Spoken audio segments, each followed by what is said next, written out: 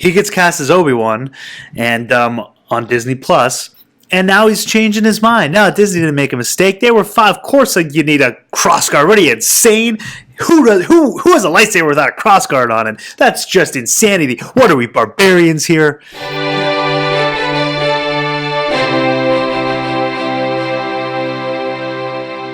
Hey guys, Final Death Star.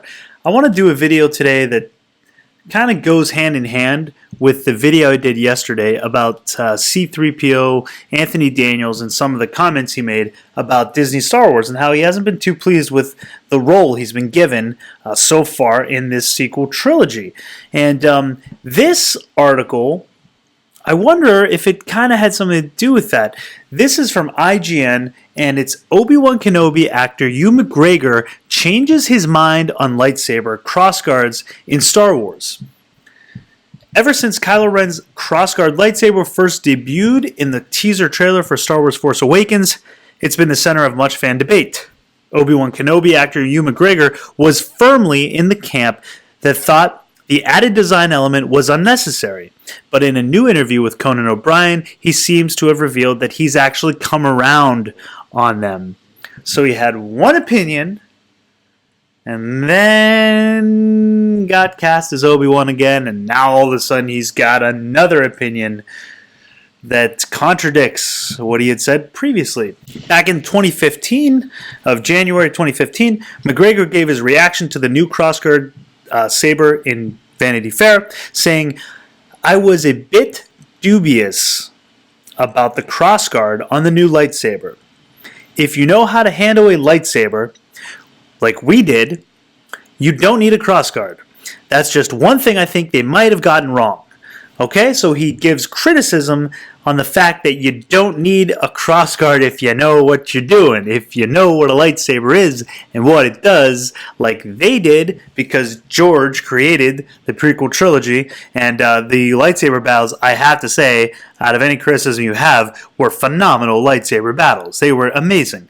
The speed, the technique, incredible. So I agree with Ewan McGregor in 2015, where he said, you know, you don't need the crossguards. It doesn't really make a lot of sense. Well, that was then, and this is now. However, his recent appearance on Conan saw him do an about-face, as evidenced by a story where he wished his lightsaber had a crossguard to avoid injury while filming lightsaber fights.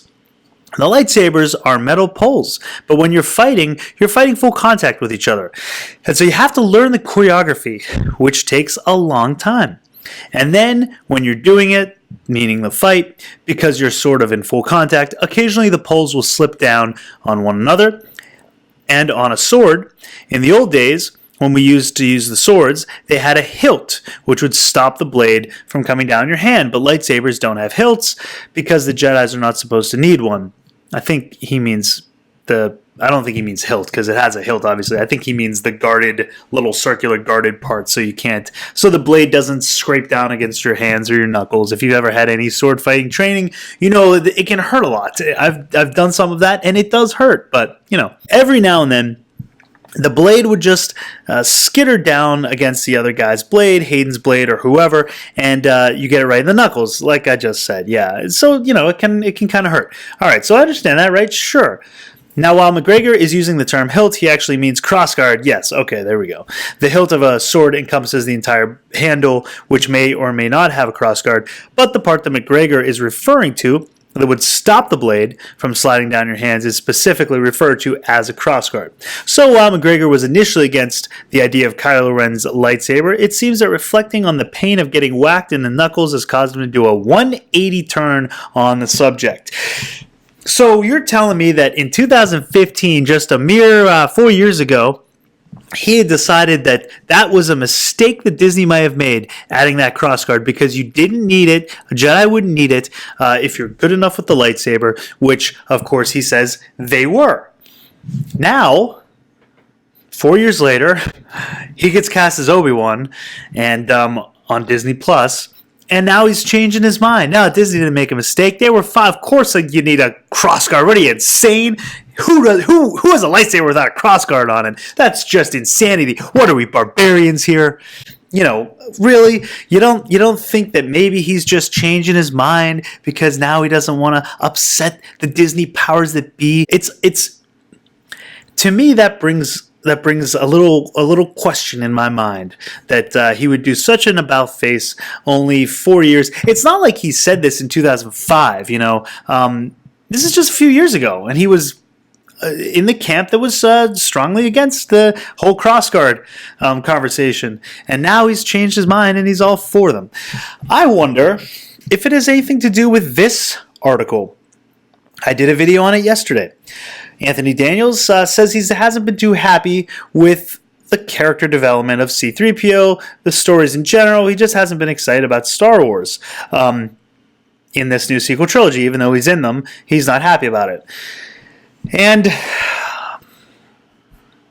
out of the woodwork, here they come.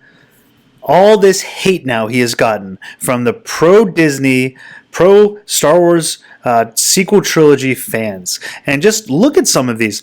Can't wait for Ben to kill that golden boomer. I don't know if that's supposed to be like a baby boomer reference because he's old. Is that ageism? Is this guy making fun of his age? This is supposed to be the tolerant side, right? The non-toxic side of the fandom. That's who they're supposed to be, right? C-3PO was always a side character and the most forgettable in the original trilogy. Can't wait for C-3PO to get cooked. When was C-3PO more than a talking prop? And if you go over here, there's some more here. Let's see. It's time to stop feeling bad for bullying Anthony Daniels for his cryptic tweets. It's time to stop feeling bad for bullying him? So you're saying it's okay to bully him. Isn't that what one of the main criticisms against the Phantom Menace was supposedly about? They were bullying these actors online, and that was one of the main criticisms. Yet here you are saying it's quite all right and don't even feel bad about it. Very interesting, very tolerant. And then he goes on to say, here, see, this is from this person right there. And then this same tweet over here says, I'm an equal opportunity white man bully. So he's a bully against white men. That's not only wrong because you're bullying, but that's also sexism. So, yeah, you have that there. And I don't know if there's any more here. Oh, here we go. Oh, this is a real gem, too. We just can't go 1 week in peace without men giving their terrible opinions on Star Wars. Huh? Huh? Can't go 1 year, huh? That's very sexist. That's very sexist. So here we have this tolerant pro-Disney camp who insults the Phantom Menace for bullying and being toxic and sexism. Yet all I see here is intolerance, sexism, calling for bullying against actors. I mean, I don't know. I think that's what the definition of hypocritical is. But I could be wrong. No, I'm not wrong. That is the definition of hypocritical. So you guys tell me. Now, do you think that perhaps maybe Ewan McGregor just, didn't want this kind of hate? Not only does he want to promote Disney because now he's getting paid from them, but do you think he also maybe didn't want this kind of backlash from the Disney Star Wars fans? They're pretty ruthless from the looks of things here. So I could see him kind of wanting to maybe backpedal on this statement that says that's just one thing I think they might have got wrong. Now it's one thing that, of course, they got right because, of course, you need a hilt on your lightsaber. What are you, insane? Well, let me know what you think in the comments below. I would love to know your thoughts on this. I think Ewan's just playing it safe. He doesn't want to stir the pot too much, and he's kind of backtracking on things he might have said that would bring him maybe a little bit of this hate from the pro-Disney side, the tolerant pro-Disney side. Just my opinion. Let me know yours down in the comments below. And if you like the video, give it a thumbs up. That really helps the YouTube algorithm, helps smaller channels grow, and I certainly do appreciate it. And if you haven't subscribed, hit the subscribe button. Check out some more videos. You might like it. If you don't, you can always unsubscribe. This isn't a lifetime contract here. Well, it doesn't have to be, or it could be. Maybe it should be. Until next time, lock the doors and hope they don't have blasters.